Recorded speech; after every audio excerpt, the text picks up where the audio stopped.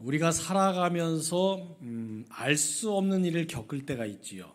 갑자기 병에 걸리거나 갑자기 사고를 당하거나 예기치 못한 어려움에 처할 때가 있습니다. 그러면 왜 그런 일이 내게 일어나야 하는지 이해하기 어려울 때가 있습니다. 제가 예전에 섬기던 교회에서 5살짜리 아이가 림프종 혈액암에 걸려서 아주 어렵게 투병을 오랫동안 했습니다. 몇 주 동안 병원에 입원해서 힘든 치료 과정을 받고 퇴원해서 또 몇 주를 좀 쉬었다가 다시 또 입원해서 몇 주 동안 치료받는 그 힘든 과정을 굉장히 오랫동안 지속을 했는데요. 5살입니다. 참 귀엽고 예쁘게 생긴 아이였는데 왜 그런 아이가 그런 병에 걸려야 했는가? 제가 목사지만 누가 목사님 5살짜리밖에 안 됐는데 도대체 왜 저런 애가 이런 힘든 상황을 겪어야 합니까? 물으면 목사지만 사실 대답하기가 참 어렵습니다. 그런 일들이 우리 인생에 종종 일어나지요. 그래서 주님 부활하신 후 첫 번째 주일을 맞으면서 우리 주님의 부활 사건의 의미를 우리가 이 시간 다시 생각해 보고자 합니다. 부활 사건은 예수님께서 우리의 죄를 대신해서 십자가를 지시고 대속의 희생제물이 되셨다가 3일 만에 다시 살아난 사건입니다. 이걸 모르는 분은 아마 이 자리에 안 계실 겁니다. 그러면 예수님께서 우리 죄를 대신해서 십자가를 지시고 희생제물이 되시는 것, 이게 원래 하나님의 뜻이었느냐 물어보신다면 그렇지 않습니다. 원래 하나님의 뜻은 하나님이 창조하신 사람들이 이 땅 위에 하나님 나라를 건설하는 것입니다. 하지만 아담과 하와 그리고 그 후손들이 범죄합니다. 그리고 그 범죄의 흔적들이 하나님을 대적하고 부인하는 그런 일로 일어나지요. 하나님께서 경고하시고 하나님께서 회개할 것을 촉구하셨지만 듣지 않았습니다. 그래서 누군가 대신 죄값을 치르지 않으면 모두 죽을 수밖에 없었습니다. 하지만 하나님은 또 하나님의 가장 사랑하시는 피조물이 그렇게 되길 원하지 않으셨습니다. 하나님이 만물을 창조하신 다음에 다른 어떤 창조물보다 사람을 창조하신 후에 어떻게 반응하셨습니까? 창세기에 보면 보시기에 심히 좋았더라. 가장 좋아하신 게 바로 사람을 창조하신 후였습니다. 그래서 그렇게 하나님이 기뻐하신 사람이 다 심판받아 죽는 것을 원치 않으셨기 때문에 대신 죄값 치르는 일을 독생자 예수 그리스도에게 담당시켜 주셨습니다. 여기까지 말씀드리면 그러니까 예수 그리스도가 죄값 치르시고 희생당하시는 것이 하나님의 뜻 아닙니까? 라고 또 반문하실 수 있는데 그건 오해입니다. 만약 그랬다면 굳이 부활이 필요 없을 겁니다. 예수의 죽음으로 죄값은 이미 다 지불됐기 때문이지요. 그렇다고 하나님께서 죽은 자가 다시 살아나는 기적을 보여주시려고 예수님을 다시 살리셨느냐? 아닙니다. 죽은 자가 살아나는 사건은 성경에도 이미 많이 나오지요. 엘리사가 살린 수넴 여인의 아들이 그랬고요. 죽었던 나사로가 살아난 사건이 그랬고 회당장 야일의 딸이 다시 살아난 사건도 그랬고 나인성 과부의 아들이 살아난 사건도 있습니다. 성경 구약 신약 여러분 많이 죽은 사람들이 살아났다고 증거하고 있습니다. 그런데 제가 지금 말씀드린 그 사람들 우리가 죽었다가 다시 살아난 것 분명 맞지만 그들을 부활했다라고는 우리가 말하지 않습니다. 왜 그렇게 말하지 않습니까? 그들이 다시 살아났지만 후에 다시 죽었기 때문입니다. 그래서 그들의 끝은 죽음이었습니다. 하지만 우리 주님의 부활은 다릅니다. 예수님은 사망 권세 이기시고 부활하셔서 죽을 수밖에 없는 인류에게 소망을 주셨습니다. 어떤 소망을 주셨습니까? 부활하신 예수를 믿으면 죽지 않고 죽었다가 다시 살아나고 영원히 죽지 않을 생명을 주시는 그 사실을 우리가 부활하신 예수를 통해 믿게 된 것입니다.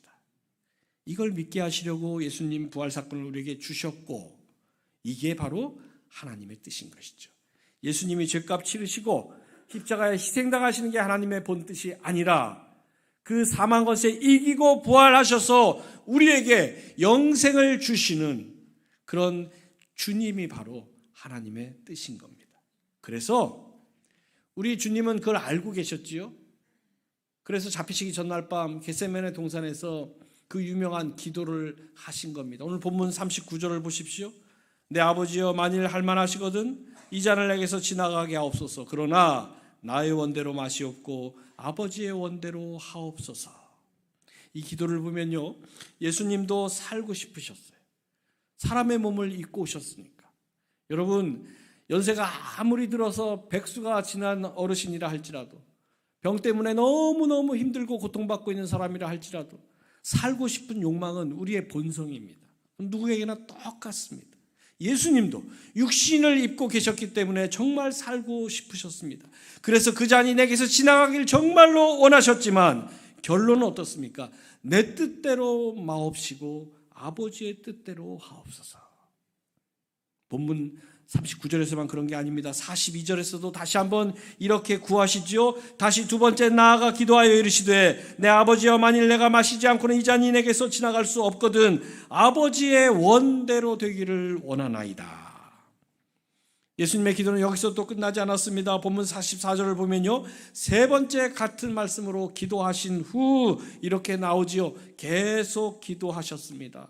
살고 싶은 유혹도 너무너무 컸지만 하나님의 뜻을 알고 계셨기에 십자가를 지심으로 대속의 희생제물이 되시고 그 죽음의 권세를 이기고 부활하셔서 죽을 수밖에 없는 인생들의 소망이 되게 하시려는 하나님의 뜻을 아셨기에 내 뜻대로 되는 것 포기하고 아버지의 뜻대로 되는 기도를 하셨던 것이죠. 여러분, 그래서 오늘 십자가에서 너무나 살고 싶었지만 내 뜻을 포기하고 하나님의 뜻을 따라 기도하신 주님을 통해서 우리가 분명히 배워야 할 것이 있습니다. 그게 무엇입니까? 하나님의 뜻을 알아야 한다는 겁니다. 하나님의 뜻을 알지 못하면 아무리 예수를 믿어도 내가 원하지 않은 일들이 일어날 때, 내가 바라지 않는 상황에 처하게 될 때 그걸 이해할 수도 없고 받아들일 수도 없습니다. 10년 전 이맘때쯤에 세월호 참사가 일어났지요. 희생자 가족은 물론이고 온 국민들이 큰 충격과 상처를 받았습니다. 10년이 지났지만 아마 그 장면을 잊은 분은 한 분도 안 계실 거예요. 눈 감으면 그때 침몰해 가던 배와 그 뱃속에서 처절하게 살려고 발버둥 치던 아이들의 모습은 지우고 싶어도 우리 머릿속에서 지워지질 않습니다. 안산에서 목회하시는 목사님 이야기를 들어보니까요, 4월이 되면 그 지역에서는 오히려 이 이야기를 안 한답니다. 보통 기일이 되고 추모일이 되면 더 추모하고 그 뜻을 되살리려고 우리가 어떤 의식도 하고 그러잖아요. 그런데 일부러 이야기를 서로들 피한다고 합니다. 그만큼 아직도 상처가 깊이 남아있기 때문이죠. 그런데 앞으로는 이런 일이 과연 안 일어날까요? 물론 일어나지 않기를 바랍니다만 세상에 어떤 일이 일어날지 우리는 아무도 앞날을 알지 못합니다. 그래서 오늘 주님 부활하신 후 첫 번째 주일을 맞으면서 우리가 해야 할 일을 다시 생각해 봅니다. 그것은 바로 하나님의 뜻을 아는 것입니다. 똑같이 예수를 믿어도 하나님의 뜻을 알고 믿느냐, 그렇지 않느냐는 너무나 큰 차이를 가져오기 때문입니다. 저는 지난주에 2박 3일간 캄보디아 단기선교 현장 답사를 다녀왔습니다. 2박 3일 짧은 시간이어서 정신없이 선교 우리 해야 될 장소를 방문했는데요. 프놈펜에서 차 타고 한 2시간 가고 또 배 타고 한 30분 정도 들어가는 지역이에요. 우리가 흔히 말하면 오지인데 정말 열악한 환경이고 제가 갔을 때 낮에 36도까지 기온이 올라갔습니다. 정말 더웠습니다. 그래서 그곳을 이렇게 쭉 방문하고 답사하면서 선교해야 될 어떤 지역이나 상황들을 쭉 살펴본 다음에 그 선교사님에게 그렇게 물어봤어요.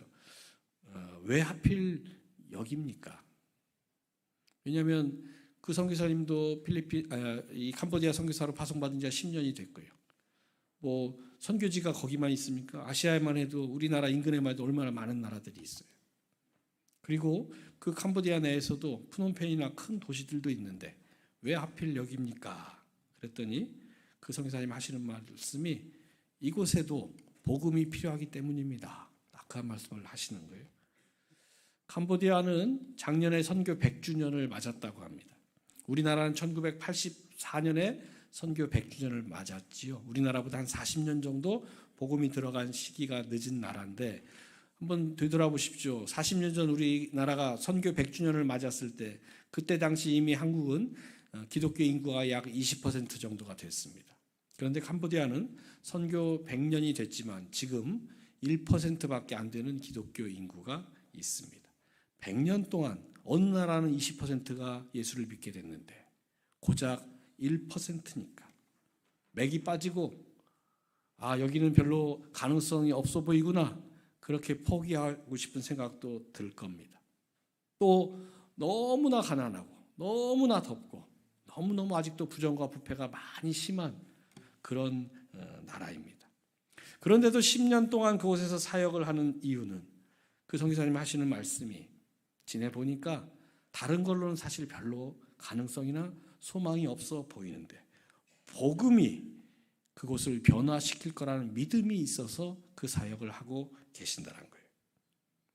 이번에 가서 직접 봤지만 다 열악한데 특별히 그 교육 환경은요 너무너무 열악한 걸 제 두 눈으로 봤습니다. 제가 초등학교 입학하던 때 한 50년 가까이 그 전으로 거슬러 올라가 보면 그때도 우리나라 가난했던 시절이죠. 70년대. 그런데 그때 제가 입학했던 초등학교를 기억을 되살려 보니까요. 훨씬 좋은 거예요. 그때보다 50년 전 우리나라 초등학교보다도 훨씬 더 못한 너무너무 열악한 그런 상황이었어요. 요청한 것 중에 하나가 아이들에게 음악 교육의 기회를 주었으면 좋겠습니다. 그래서 이야기를 나눠보니까 리코더 있지 않습니까? 플라스틱 필이 그걸 좀 이렇게 준비해가지고 와서 아이들에게 좀 가르쳐 주면 좋겠습니다. 그 얘기를 듣고서 왜 그런 요청을 하시느냐? 아이들이 음악 교육 자체를 받아본 적이 없고요. 악기라는 것 자체를 접해본 적이 없대요. 당연히 악보를 볼 줄도 모르고요. 그런 이야기를 쭉 하는데 열악해도 참 너무나 열악하구나. 그 목사님이 그런 환경에서 아이들에게 배움의 길을 열어주는 그 사역을 시작을 하셔서 장학금도 주고 이제 아이들이 그 시골에서 공부를 열심히 해서 중고등학교에 진학하게 되면 도청수혜직급에 해당되는 도시로 나오면 거기서 장학금 주고 또 기거할 수 있는 숙소도 마련해주고 또 그곳에서 열심히 중고등학교 공부를 하고 아이가 공부에 대한 열의가 있고 또 성적이 좋으면 수도인 푸놈펜으로 대학을 가서 그곳에서 또 공부할 수 있도록 길을 열어주는데 그 과정을 쭉 같이 하면서 그 아이들에게 그런 메시지를 계속 준다는 거예요. 너희들 예수 믿으면 주님께서 앞길 인도해 주시고 너희들 꿈을 이룰 수 있다. 예수 믿으면 주님이 너의 길 인도해 주시고 너희들 꿈 이룰 수 있어. 그 메시지를 계속 전해준다는 거예요.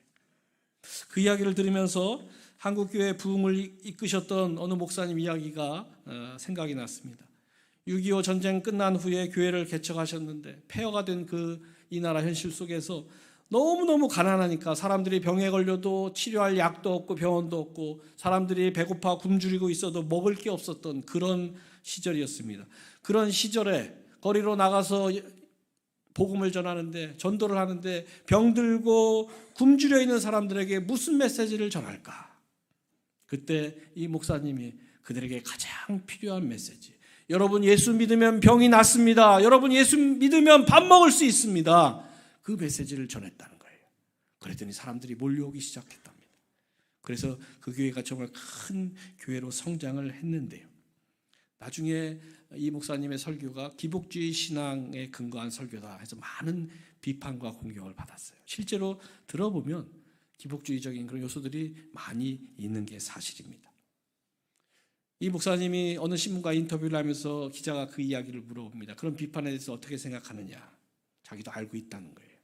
그리고 기복주의적인 그런 요소가 설교에 들어가 있는 문제점도 잘 알고 있는데 그분 설명하시는 말씀이 내가 그렇게 설교할 수밖에 없었던 건 전쟁 후에 모든 게 파괴되고 아무런 희망도 없던 그 상황에서 배고프고 병들고 굶주린 사람들에게 내가 전할 수 있었던 건 여러분 예수 믿으면 여러분의 병이 나을 수 있고 예수 믿으면 여러분 밥을 먹을 수 있다는 것 외에는 달리 전할 메시지가 없었다. 그게 그들에게 가장 필요했기 때문이다. 다시 그 시절로 돌아가도 나는 그 메시지를 전할 것입니다. 그렇게 이야기를 하시더라고요. 다시 조금 전 말씀드린 선교사님 이야기를 좀 더 해보겠습니다. 가난한 아이들에게 배움의 길을 열어주는 그 일을 지난 10년 동안 해왔는데요. 본인이 막 기뻐가지고 자랑스럽게 얘기하는 한 사람이 있더라고요. 청년 중에 한 사람이 공부를 열심히 해가지고 치과 의사가 돼가지고 주중에는 수도인 푸놈펜에 개원을 해서 개업으로 일을 하고 주말이면 그 2시간 배 타고 들어가야 되는 자기 고향 시골로 가서 거기서 그 지역에서 무료 진료를 계속하면서 그 자기 모교회 시골 교회를 계속 섬기고 봉사를 한다는 거예요. 그러면서 그 하시는 말씀이 그런 아이들이 좀 많이 나왔으면 좋겠다. 그러기 위해서 이번 여름 단기 선교를 통해서 초등학교 사역을 같이 동참해서 그 아이들에게 교육을 통해서 전도할 수 있는 기회가 더 많이 열리면 좋겠습니다. 피리를 한 번도 구경해 본 리코더를 그 구경해 본 적이 없는 아이들에게 교회에 오면 너희들 피리 가르쳐 줄게. 그러면 아이들이 온다는 거예요. 생각해 보니까 예전에는 그렇지 않습니까? 교회 가요 훨씬 더 재밌고 교회 가면 즐겁고 배울 게 많았어요. 그래서 저도 어릴 적 아이들이 갔죠. 예, 지금은 물론 세상이 많이 바뀌었습니다. 그런데 그곳은 아직도 그럴 가능성이 많이 있어요. 도화지 한 장, 물감 하나 구할 수 없는 그런 형편이다 보니까 교회 가면 그림도 그릴 수 있고 교회 가면 피리도 불 수 있고 교회 가면 노래도 가르쳐주고 예, 그게 아이들을 모으는데 여전히 아주 중요한 역할을 할 수 있다는 거예요. 그래서 그 일에 같이 좀 참여해달라. 그 씨앗을 뿌려달라 그런 요청을 받고 돌아왔습니다. 여러분 이 일이 잘 준비돼서 이번 여름 단기 선교를 통해서 그곳에 복음의 씨앗이 잘 심겨질 수 있도록 여러분 기억하시고 기도해 주시기를 부탁을 드립니다. 오늘 우리가 앞에서 함께 나눈 말씀, 주님께서 겟세마네 동산에서 간절하게 기도하신 모습을 기록한 말씀인데요.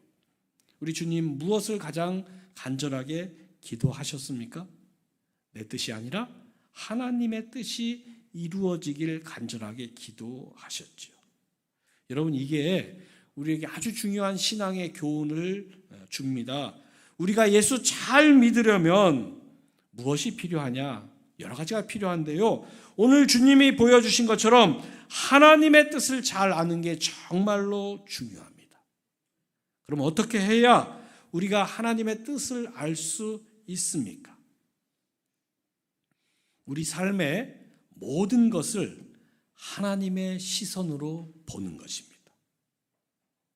우리는 육의 시선으로 보는데 너무나 익숙해 있어요. 태어나서 그런 환경에서 자랐고 그런 교육을 받았고 그런 세상의 분위기 속에서 살아갑니다. 그래서 육의 시선으로 이게 옳으냐 그르냐 맞냐 틀리느냐 좋으냐 나쁘냐를 판단하며 살아갑니다. 그런데 우리가 예수 믿는 사람 아닙니까?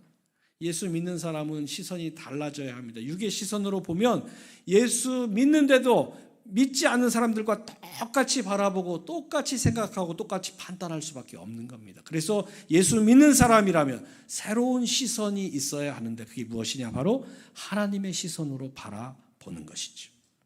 에스겔 40장을 보면요, 하나님께서 에스겔 선지자를 부르십니다. 그때가 이스라엘이 바벨론의 포로로 끌려온 지 25년 정도 됐을 때입니다.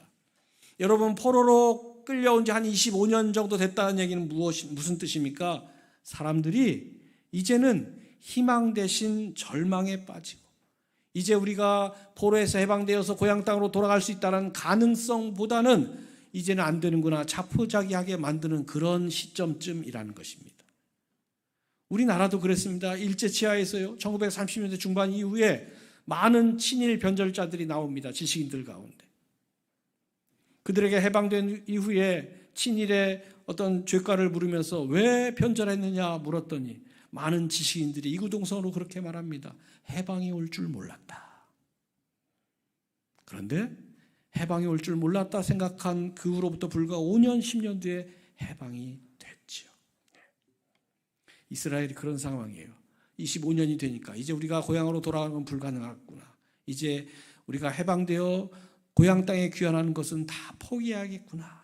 그런 자포자기의 심정에 빠져 있었을 때 하나님께서 에스겔을 부르셔서 이스라엘의 회복과 영광을 환상으로 보여주십니다. 보여주신 이유는 너희들이 지금 보고 있는 것이 전부가 아니고 너희들이 지금 처해 있는 상황이 결코 결론이 아니라는 것을 알게 하시기 위해서입니다.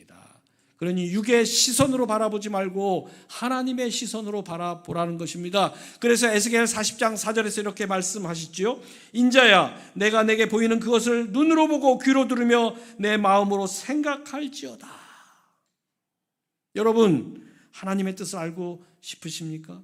하나님의 시선으로 바라보십시오. 왜 하나님의 시선으로 우리가 바라봐야 합니까? 두 가지 중요한 이유가 있기 때문입니다. 첫째, 하나님의 시선으로 바라볼 때 지금까지 못 보던 것을 볼 수 있습니다. 여러분, 육의 시선으로는요, 지금까지 안 보인 것은요, 앞으로도 안 보여요.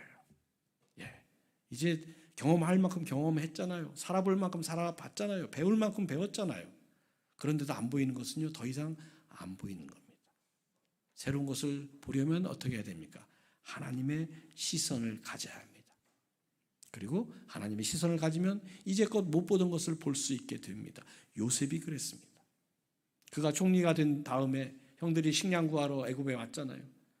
그 총리가 동생 요셉인 것을 알고 형들이 놀라서 공포에 빠집니다. 동생이 복수할까 봐. 그때 두려워하고 있는 형들에게 요셉이 뭐라고 합니까? 창세기 45장 5절을 보면 이렇게 말하지요. 당신들이 나를 이곳에 팔았다고 해서 근심하지 마소서, 한탄하지 마소서. 하나님이 생명을 구원하시려고 나를 당신들보다 먼저 보내셨나이다. 두려워 떨고 있는 형들에게 요셉은 이렇게 말합니다. 왜 그랬습니까? 요셉은 다른 시선이 있었기 때문이에요. 다른 시선이 있었기 때문에 형들을 수십 년 만에 만났을 때 형들이 자기를 죽이려고 했고 그게 안 되니까 노예로 팔아버려서 정말 그 10대 20대 시절을 노예로 감옥에서 죄수로 파란만장하게 보냈던 그 시절 생각하면서 억울해하고 분을 내고 형들에게 내가 복수하겠다 그런 마음 품지 않고 형들을 오히려 위로합니다. 하나님이 생명을 구원하시려고 나를 당신들보다 먼저 보내신 거니까 형들 두려워하지 말고 형들 걱정하지 마세요. 그가 애굽의 총리가 돼 있었기 때문에 갑의 위치에 있었기 때문에 그런 말 한 게 아닙니다. 하나님의 시선으로 그 일을 바라볼 수 있었기 때문에 그런 것입니다. 요셉만 그런 게 아닙니다. 모세를 보십시오. 출애굽한 후에 홍해바다 앞에 서게 됐을 때 이스라엘 백성들이 다 두려워 떨고 있었죠. 그때 모세가 이스라엘 백성들을 향해 뭐라고 외칩니까? 너희는 두려워하지 말고 가만히 있어서 오늘 너희를 위하여 행하시는 여호와의 구원을 보라 그렇게 외쳤습니다. 모세는 홍해바다 앞에서 두려움과 공포와 절망을 본 것이 아니라 하나님의 구원의 역사를 볼 수 알았습니다. 엘리야 보십시오. 3년 반 동안 비가 안 내렸을 때 아마 다들 포기하고 이제 끝났다라고 더 이상 살 수 없다고 포기하려고 했을 겁니다. 하지만 그때 갈멜산 꼭대기에 걸려있는 손바닥만한 구름을 보고는 이제 곧 큰 비가 올 것이다. 그걸 알고 그 비에 대비하라고 준비를 시키지 않습니까? 마태복음 8장에 나오는 백부장은 어땠습니까? 자기 하인의 병을 고치려고 예수님 앞에 나옵니다. 예수님께서 너희 집에 가서 그 하인을 고쳐주겠다 말씀하시니까 이 백부장이 뭐라고 합니까? 직접 가시지 않아도 말씀만 하시면 내 종이 낫겠나이다. 그렇게 예수님께 요청을 하지요. 그래서 사도 바울은 자신이 겪은 고난 앞에서 이렇게 고백을 합니다. 로마서 8장 18절을 보십시오. 생각하건대 현재의 고난은 장차 우리에게 나타날 영광과 비교할 수 없도다. 지금의 고난 힘들지요. 고통스럽지요. 하지만 장차 내게 있을 영광과 하나님 베푸실 은혜와는 이 고난은 비교할 수 없다는 것입니다. 여러분, 우리는 한치 앞을 내다볼 수 있는 그런 능력을 갖지 못하고 있습니다. 그래서 예상하지 못한 일이 벌어지고 원치 않는 일이 닥치게 되면 불안해하고 염려에 빠질 수 있습니다. 지난 코로나 3년, 4년의 세월이 우리가 그것을 뼈저리게 느끼게 해준 시간들 아니었습니까? 그런 일이 일어날 줄 몰랐고, 그 일이 그렇게 오래 지속될 줄 몰랐고, 그 일이 이만큼 전 세계를 뒤흔들 정도의 여파를 끼칠지 아무도 알지 못했습니다. 그래서 우리가 코로나도 감당하고 무엇도 다 감당할 수 있는 능력을 구하는 것, 여러분, 필요한 능력을 구하는 그때마다 도대체 얼마나 우리가 능력을 갖추면 어떤 것이든지 감당할 수 있겠습니까? 아마 불가능할 거예요. 그래서 우리에게 필요한 것은 그 일마다 해결할 수 있는 능력이 아니라 어떤 일이라도 하나님의 시선으로 바라보는 능력이 우리에게 필요한 것입니다. 그러면 그 일을 바라보는 자세가 다르고 그 일을 대하는 자세가 다릅니다. 다윗이 그랬습니다. 다윗은 파란만장한 인생을 살았지 않습니까?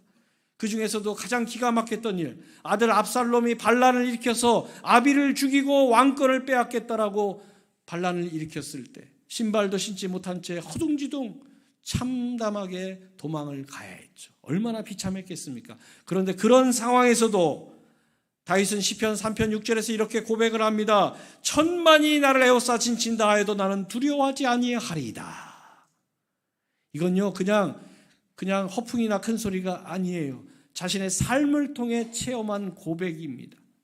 천만이 나를 에워싸 진쳐도 하나님이 나를 지켜주시면 내가 살 것이요, 단 한 명밖에 없을지라도 하나님이 나를 버리시면 나는 죽을 수밖에 없다는 걸 너무나 잘 알고 있었기 때문입니다. 그래서 여러분, 하나님의 시선으로 바라보는 게 얼마나 필요한지 모릅니다. 왜 그렇습니까? 우리 인생의 어려운 문제들은요, 과거에도 있었고 지금도 있고 앞으로도 일어날 것이기 때문입니다. 문제 없는 인생을 원하신다면 그건 여러분 불가능한 일을 꿈꾸시는 거예요. 그래서 우리가 구해야 할 것은 어떤 문제 앞에서도 오늘 겟세마네 동산에서 기도하시는 주님처럼 그 문제 앞에서 내 시선으로 문제를 바라볼 것이냐, 아니면 주님의 시선으로 그 문제를 바라볼 것이냐, 그것입니다. 오늘 주님을 통해 배우십시오. 내 뜻대로 마옵시고 아버지의 뜻대로 하옵소서. 그래서 다윗은 문제 앞에서 염려하고 두려워하고 있는 사람들에게 시편 43편 5절에서 이렇게 권면을 하죠. 내 영혼아, 내가 어찌하여 낙심하며 어찌하여 내 속에 불안해하는가? 너는 하나님께 소망을 두라. 하나님께 소망을 두라. 이 말씀대로 하나님께 소망을 두고 하나님의 시선으로 모든 일을 바라보며 살아가는 여러분 되시길 주님의 이름으로 축원합니다. 두 번째로, 하나님의 시선으로 바라볼 때 절망 중에도 희망을 볼 수 있기 때문에 하나님의 시선이 중요한 것입니다. 여러분, 사망 것에 이기신 우리 주님의 부활 사건은 우리에게 많은 은혜를 줍니다. 그 많은 은혜 가운데 가장 중요한 은혜가 무엇이냐? 죽음이라는 절망 가운데서 희망을 보게 하신 것입니다. 사람들은 죽으면 모든 게 끝난다라고 생각을 합니다. 예수님의 제자들도 그랬습니다. 그래서 주님 십자가에 달려 돌아가셨을 때 제자들이 어떻게 했습니까? 놀라서 절망해서 두려워서 다 뿔뿔이 흩어지고 도망가 숨었습니다. 하지만 부활하신 주님이 그 제자들을 찾아가시면서 이 부활 사건은 제자들을 뒤 바꿔놓지요. 어떻게 바꿔놓습니까? 죽음이 끝이 아니라는 것을 그들이 알게 되는 것입니다. 그러면 저들이 아무리 나를 죽이려 해도, 그래서 설령 내가 죽어도 그게 끝이 아니라는 걸 알면 살아가는 삶의 자세가 달라지는 것이죠. 여러분, 아이들이 게임할 때요, 게임을 하다 보면 상대방과 막 전투도 하고 시합도 하고 많이 하는데, 그러다가 내가 질 때가 있지요. 그런데 게임하다가 진다고 해서 아이들이 세상 끝났다라고 절망하는 거 보신 적 있으세요? 없습니다. 왜 그렇습니까? 리셋 버튼만 누르면 그 게임 다시 시작할 수 있기 때문이에요. 죽음, 어마어마한 일이지만 그 절망스러운 상황에서 희망을 볼 수 있다는 것, 그건 놀라운 변화이지요. 하나님의 시선을 가질 때 바로 그런 변화가 우리 삶에 나타나는 것입니다. 2차 세계대전 당시에 나치가 유대인들을 죽이려고 가스실로 많은 유대인들을 보냈습니다. 그때 엄마와 딸이 손을 붙잡고 가스실로 끌려가고 있었습니다. 그 상황에서 아이가 엄마에게 묻지요. 엄마, 하나님은 지금 어디에 있나요?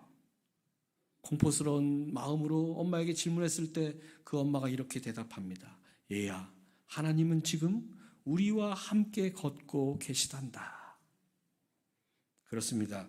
우리가 하나님의 시선으로 바라보는 것은 우리가 인생에서 겪게 되는 어떤 상황도 다르게 바라볼 수 있는 능력을 주는 시선이기 때문에 중요한 것이죠.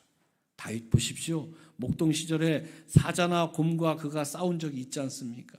세상에 아무리 힘이 좋고 기운이 세도 어찌 사자나 곰과 싸울 수 있겠습니까? 하지만 다윗이 뭐라 고백합니까? 내가 사자와 곰을 맞닥뜨렸을 때 그 사자의 입을, 곰의 입을 찢어주시는 하나님의 능력을 자신은 알기 때문에 두려워하지 않았다라고 고백을 합니다. 골리앗 앞에 섰을 때도 그 조그마한 물맷돌이 무슨 힘이 있겠습니까? 하지만 하나님은 그 돌을 통해서 골리앗을 쓰러뜨려 주실 것을 그가 알았기 때문에, 그걸 볼 수 있었기 때문에 그 돌멩이 들고도 골리앗 앞에 나갈 수 있었던 것이죠.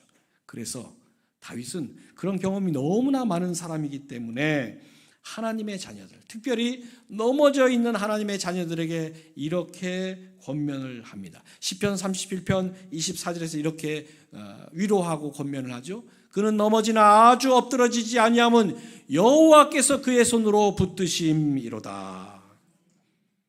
그 사실을 알라는 거예요. 당신이 넘어져 있더라도, 당신이 쓰러져 있더라도 여호와의 손이 여전히 당신을 붙잡고 있다라는 것입니다. 그게 무슨 뜻입니까? 여러분, 어린아이와 길을 걷다가 아이가 돌부리에 채해서 넘어지면 손을 붙잡고 있는 엄마나 아빠가 어떻게 합니까? 그 아이 손에 힘을 주고 다시 일으켜 세우지요. 여호와의 손이 우리와 함께 한다는 게 그런 뜻입니다. 넘어질 때 있지요. 쓰러질 때 있지요. 하지만 여호와의 손이 우리와 함께 하시고 우리가 그 손을 붙잡고 있으면 언제든지 다시 일어설 줄로 믿으시기 바랍니다. 다윗은 그걸 너무나 많이 경험한 사람이에요. 그래서 그렇게 고백을 합니다. 그는 넘어지나 아주 엎드러지지 아니함은 여호와께서 그의 손으로 붙드심이로다. 여러분, 그래서 내가 넘어져 있을 때 넘어진 상황을 보는 것이 아니라 나를 붙들고 계시는 하나님의 손을 보는 것, 그게 바로 하나님의 시선으로 바라보는 것입니다. 그래서 하나님의 자녀들에게 하나님의 시선으로 바라보며 사는 것 너무너무 중요합니다. 주님의 부활을 맞이한 사랑하는 성도 여러분, 이제 주님, 사망 것에 이기고 부활하신 그 주님을 우리가 맞이했기 때문에 우리도 다르게 살아야 합니다. 어떻게 다르게 살 수 있습니까? 육의 시선이 아니라 하나님의 시선으로 바라보며 사시기 바랍니다. 그래서 그동안 보이지 않았던 하나님의 시선으로 하나님의 손을 바라보며 날마다 여러분을 위해 일하시고 여러분을 붙들어 주시고 여러분을 위해 싸우시는 하나님의 손을 경험하며 살아가는 여러분 되시길 주님의 이름으로 축원합니다.